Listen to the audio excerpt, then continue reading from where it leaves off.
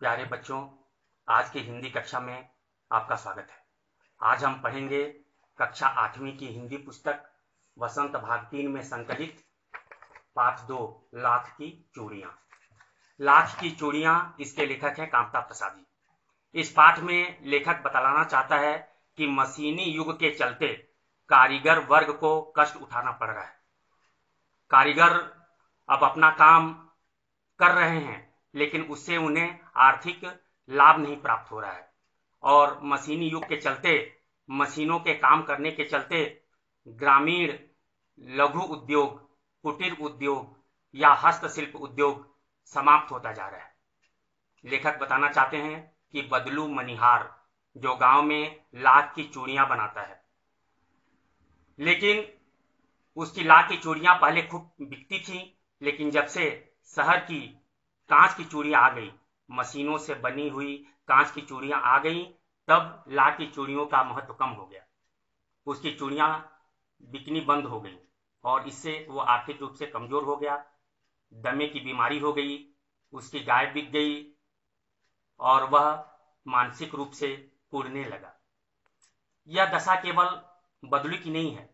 जितने भी जो कारीगर हैं, जो कुटीर उद्योग से जुड़े हुए हैं, जो हस्तशिल्प से जुड़े हुए हैं, हाथों से बनाई वस्तुओं की बिक्री कर अपना आजीविका चलाते हैं, लेकिन मशीन से बनी हुई वस्तुओं के आ जाने से उनका यह काम समाप्त हो गया, उनकी आजीविका समाप्त हो गई और वे बेरोजगार हो गए।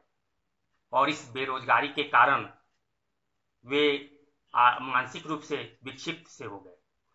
लेखक यह बताना चाहता है कि हर उद्योग का अपना एक महत्व है। कुटीर उद्योग, हस्तशिल्प उद्योग का भी महत्व है, क्योंकि इनके ऊपर कारीगर वर्गों का परिवार अपना भरण पोषण करता है। तो हम सबसे पहले लाख की चूड़ियां पाठ का सारांश समझते हैं। इस पाठ का शीर्षक है लाख की चूड़ियां। सबसे पहले हम यह समझते हैं कि लाख किसे कहते हैं। लाख लाह या लाक्षा को कहते हैं। यह संस्कृत के लाक्षा शब्द से व्युत्पन्न हुआ है। लाक्षा का अर्थ है लाखों, यानी लाखों कीड़ों से यह लाख या लाह बनता है। प्यारे विद्यार्थियों, आपने देखा होगा कि पार्सल को ठीक तरह से बंद करने के लिए लाख की सील लगाई जाती है और इसी लाख से चूड़ियां बनती हैं, खिलौने बनते हैं। कामता प्रसाद जी ने इस पाठ को संस्मरण शैली में लिखा है। संस्मरण शैली हिंदी साहित्य की एक विधा है, जिसमें लेखक अपने संपर्क में आए हुए लोगों के विषय में लिखते हैं और अपने अनुभवों को साझा करते हैं। यहाँ कामता प्रसाद जी जब बच्चे थे, छोटी अवस्था के थे, तब वे अपने मामा के गांव जाया करते थे। उनके मामा के गांव में बदलू नामक एक मनिहार रहा करता था। मनिहार जो सुहाग की चीजें बनाता है, चूड़ियां, बिंदी, सिंदूर बनाता है और उसे बेचता है, उसे मनिहार कहते हैं। ये सब चीजें जिस दुकान पर बिकती हैं उसे मनिहारी दुकान कहा जाता है। तो यह बदलू मनिहार था, वह लाख की चूड़ियां बनाया करता था। इस पाठ में लेखक बदलू को बदलू काका कहता है, जबकि उसे बदलू मामा कहना चाहिए, क्योंकि वो मामा के गांव का है। लेकिन काका इसलिए कहता है क्योंकि उसके मामा के गांव के लड़के उसे काका कहते हैं और वह उनकी हम उम्र होने के कारण उन्हें यह उन्हीं की तरह काका कहा करता है। तो इस तरह यहाँ पे आत्मीय भाव भी दिखाया गया है। लेखक बदलू को इसलिए पसंद किया करता था क्योंकि बदलू लेखक को लाख की रंग बिरंगी गोलियां बनाकर दिया करता था, और चूंकि लेखक छोटा था इसलिए उसे गोलियां पसंद थी। जब भी वह अपने मामा के गांव जाता, वह बदलू के यहाँ चला जाता। बदलू के घर के सामने बड़ा सा सहन या बरामदा था। वहां नीम का एक वृक्ष था, उसी के नीचे मचिया पर बैठकर बदलू लाख की चूड़ियां बनाया करता था। पास में भट्टी थी, भट्टी में वह लाख को गलाता था और लकड़ी का एक चौखटा था, उस पर उसे पतला किया करता था। पतला करने के बाद में उसके पास 3-4 बेलन नुमा मुंगेरिया थी। उन पर वह उन चूड़ियों को डालकर उन्हें चिकना और गोल बनाया करता था। मुंगेरिया क्या होती हैं? बेलन नुमा, लकड़ी की बेलन नुमा होती हैं। उसका जो आगे वाला भाग है वह पतला होता है और पीछे का भाग मोटा होता चला जाता है। वहां चूड़ियों को लगाकर उसे कलाई में चूड़ियां किस तरह दिखेंगी उसका अंदाजा लगाया जाता है। तो बदलू मुंगेरियों पर चूड़ियों को चढ़ाकर उन्हें गोल चिकना बनाता था और यह जानने की कोशिश किया करता था कि कलाई पर ये चूड़ियां कैसी लगेंगी। लेखक जब भी बदलू के यहाँ जाता, बदलू इसी तरह काम किया करता था। बदलू लेखक को बहुत मानता था। उसके यहाँ गाय थी, गाय के दूध से बनी मलाई लेखक को दिया करता था। उसके यहाँ आम के पेड़ थे, आम के पके फल लेखक को दिया करता था और लेखक से उसकी पढ़ाई और घर के बारे में पूछा करता था। हर गर्मी की छुट्टी में लेखक इस प्रकार बदलू के यहाँ आया करता था। एक बार लेखक के पिताजी की बदली दूर शहर में हो गई। लेखक शहर चला गया और वर्षों बीत गए। फिर वह अपने मामा के यहाँ आया। उस समय वह बड़ा हो चुका था। लाख की गोलियों के प्रति उसकी रुचि नहीं रह गई थी और वह बदलू को भूल भी गया था। जब लेखक गांव आया तो उसने देखा कि गांव की औरतें कांच की चूड़ियां पहनी हुई हैं। बहुत कम ऐसी औरतें हैं जिनकी कलाई पर लाख की चूड़ियां दिखी। एक बार बरसात में लेखक के मामा की लड़की खेलते हुए नीचे गिर गई। वह कांच की चूड़ियां पहनी हुई थी, चूड़ियां टूट गई और उसकी कलाई पर चुभन हो गई। तब लेखक ने मरहम पट्टी की, तभी उसे बदलू की याद आई। फिर वह बदलू के यहाँ गया। उसने देखा कि बदलू एक चारपाई पर सोया हुआ है, वह थका सा दिख रहा है।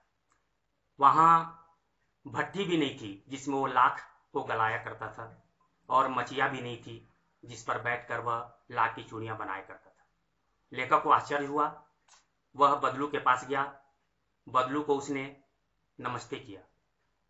बदलू पहचान नहीं पाया क्योंकि वर्षों बीत गए थे।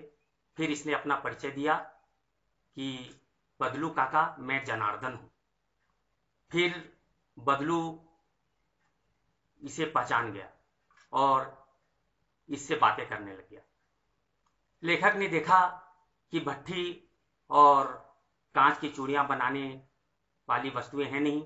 उसने बदलू से पूछा कि आप लाख की चूड़ियां नहीं बनाते?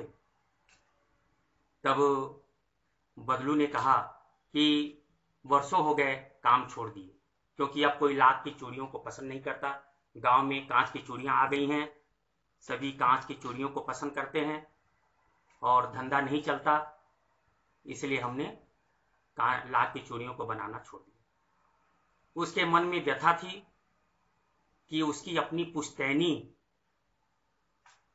कार्य है वह समाप्त हो गया था, क्योंकि ये मनिहार था। लाख की चूड़ियां बनाना उसकी पुश्तैनी पेशा थी, लेकिन कांच की चूड़ियों के चलते उसे अपने इस पुश्तैनी व्यवसाय को छोड़ना पड़ गया। लेखक दुखी हुआ। तभी बदलू खांसने लगा। लेखक ने बदलू की खांसी को देखा तो बदलू भी भांप गया और उसने कहा कि नहीं, यह दमा नहीं है, यह फसली खांसी है। 2-4 दिनों के बाद यह खांसी ठीक हो जाएगी। इसके बाद लेखक ने बदलू से पूछा कि गाय भी नहीं दिख रही है। तो बदलू ने कहा कि गाय को खिलाएंगे कैसे, इसलिए गाय को हमने बेच दिया। तभी बदलू ने लेखक को कहा कि इस साल आम आया है और आम खाओ। लेखक भी जब पहले आता था तो आम खाया करता था। तो बदलू ने अपनी बेटी रज्जो को आवाज लगाई कि लेखक के लिए आम लेकर आए।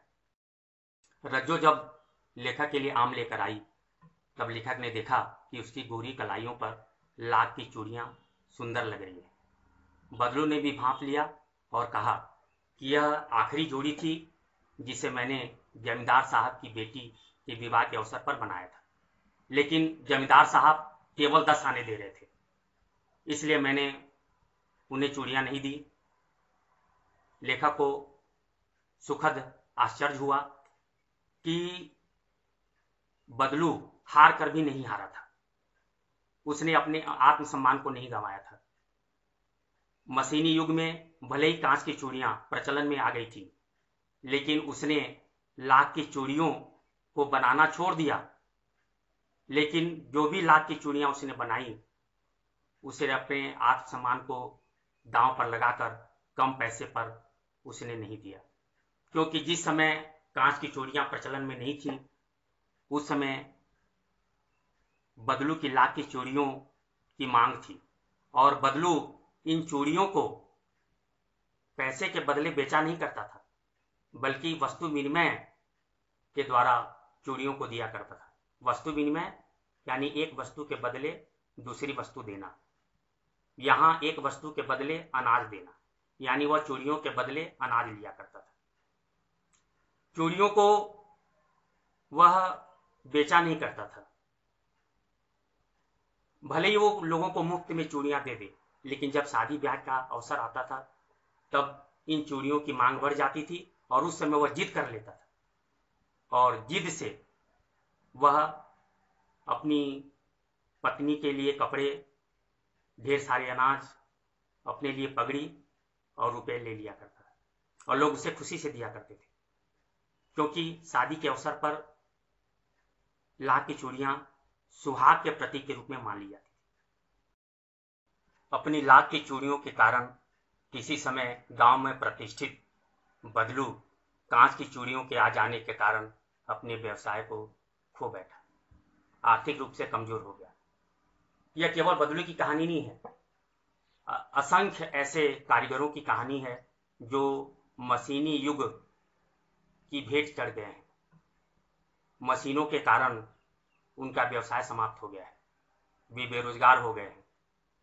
तो लेखक इस पाठ के द्वारा यह बताना चाहता है कि हमें अपने ग्रामीण लघु उद्योगों को, कुटीर शिल्पों को, हस्तशिल्पों को बचाना है।